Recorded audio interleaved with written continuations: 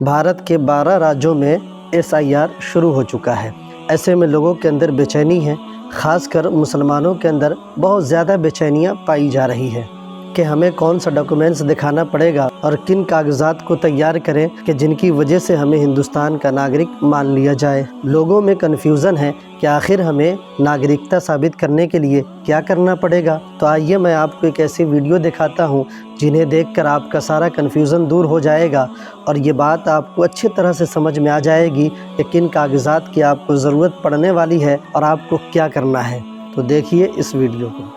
भारतीय चुनाव आयोग ने बिहार के बाद अब भारत के 12 राज्यों और केंद्र शासित प्रदेशों में एसआईआर कराने के आदेश जारी कर दिए हैं। चुनाव आयोग के इस आदेश के बाद जो हालिया वोटर लिस्ट है इन 12 राज्यों में उसको फ्रीज कर दिया गया है। नई वोटर लिस्ट 7 फरवरी 2026 को जारी की जाएगी। 7 फरवरी 2026 को जो नई वोटर लिस्ट जारी की जाएगी उसमें अगर आप अपना नाम देखना चाहते हैं तो आपको अपनी नागरिकता साबित करनी होगी। आप अपनी नागरिकता कैसे साबित कर सकते हैं? बहुत आसान भाषा में इस एसआईआर का पूरा प्रोसेस आप लोगों को बताऊंगा। वीडियो में आखिर तक बने रहिएगा क्योंकि जो 12 राज्य हैं वो काफ़ी बड़े हैं देश के। उत्तर प्रदेश भी इसमें शामिल है। अगर आप इस पूरे एसआईआर के प्रोसेस को ठीक से नहीं समझेंगे तो शायद आपको परेशानियों का सामना करना पड़ सकता है। इसके अलावा कुछ बड़े अपडेट गाज़ा से भी आ रहे हैं, वो वीडियो के लास्ट में बताऊँगा। गाज़ा में हमले पे हमले हो रहे हैं, सैकड़ों लोगों की 24 घंटे में मौत हो चुकी है। क्या अभी सीज़फायर टिका हुआ है या टूट गया, उस पर भी बात करेंगे, लेकिन पहले एसआईआर की बात कर लेते हैं। बिहार के अंदर हाल ही में चुनाव आयोग ने एसआईआर कराया। एसआईआर मतलब स्पेशल इंटेंसिव रिवीजन, विशेष गहन पुनरीक्षण।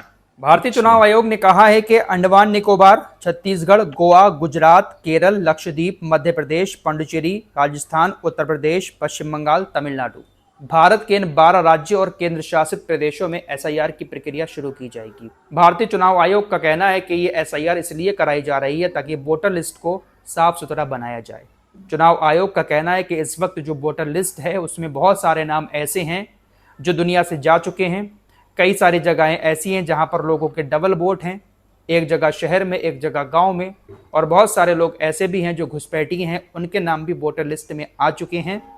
इन तमाम चीज़ों को सही करने के लिए एसआईआर कराई जा रही है ताकि जो देश का असली नागरिक है सिर्फ उसका ही नाम वोटर लिस्ट में आए और सिर्फ उसको ही वोट डालने का हक हो। बिहार के अंदर अभी हाल ही में जो एसआईआर हुई थी उसमें विपक्ष ने आरोप लगाया था कि बहुत सारे ऐसे मतदाताओं को, तकरीबन 6% मतदाताओं को वोटर लिस्ट से बाहर कर दिया गया क्योंकि वो नागरिकता साबित नहीं कर पाए। इसी बात को लेकर राहुल गांधी ने बीजेपी के ऊपर आरोप लगाए थे कि बीजेपी ने वोट चोरी की है।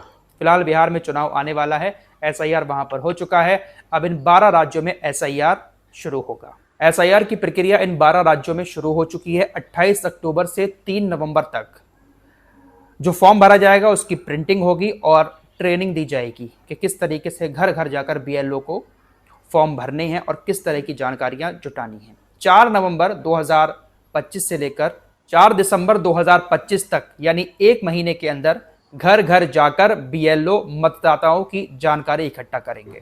4 नवंबर से 4 दिसंबर तक बीएलओ साहब आपके घर पहुंचेंगे, आपसे जानकारी ली जाएगी कि आप इस देश के नागरिक हैं या नहीं है। कुछ डॉक्यूमेंट्स मांगे जाएंगे, फॉर्म भरवाए जाएंगे। आप इस देश के असली मतदाता हैं, इस बात की जानकारी आपको बीएलओ साहब को देनी होगी।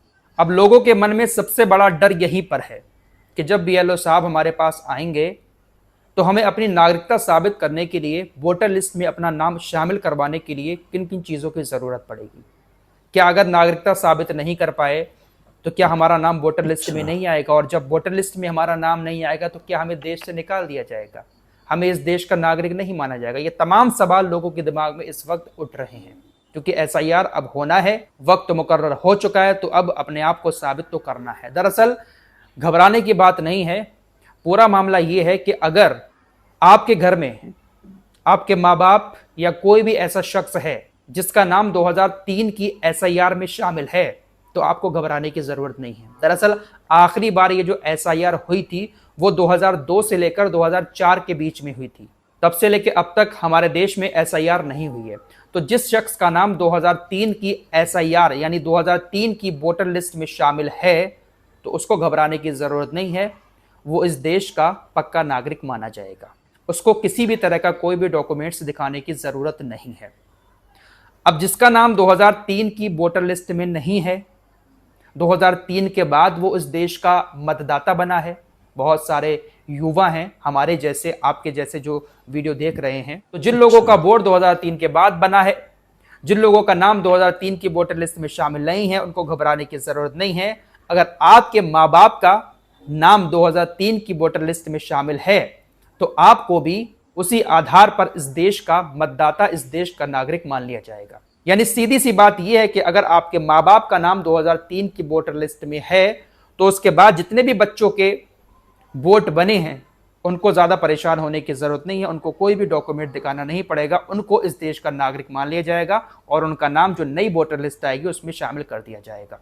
अब जिन लोगों के माँ बाप के भी नाम 2003 की वोटर लिस्ट में नहीं है, SIR में नहीं है, उनके घर में कोई भी ऐसा शख्स नहीं है जिसका नाम 2003 की लिस्ट में है, तो उनके लिए कुछ दस्तावेज रखे गए हैं, वो दिखाना जरूरी है, जिसमें पासपोर्ट भी है और भी कुछ दस्तावेज हैं जो आपकी स्क्रीन पर लगा दे रहा हूं। इस तरह के दस्तावेज दिखाए जाएंगे। आधार कार्ड को नहीं माना जाएगा। चुनाव आयोग ने साफ कहा है कि आधार कार्ड से नागरिकता साबित नहीं होती है। आधार कार्ड सिर्फ पहचान के लिए है, नागरिकता साबित करने के लिए नहीं है। आपके पास आपका जन्म प्रमाण पत्र है, वो आपकी नागरिकता साबित करेगा कि आप इसी देश में पैदा हुए हैं, इसी देश के नागरिक हैं, और भी कुछ डॉक्यूमेंट्स हैं वो आपके पास होना जरूरी है। पासपोर्ट भी इसमें मान्य होगा। अगर पासपोर्ट आपके पास है तो आप इस देश के नागरिक हैं। SIR पूरी होने के बाद जिन लोगों के नाम वोटर लिस्ट में नहीं आएंगे उनका क्या होगा? उनको मौका दिया जाएगा अपनी नागरिकता साबित करने के लिए। लेकिन ऐसा बिल्कुल भी नहीं है कि कोई शख्स नागरिकता के दस्तावेज तुरंत नहीं दिखा पाया तो उसको विदेशी नागरिक मान लिया जाएगा। उसको मौका दिया जाएगा नागरिकता साबित करने के लिए।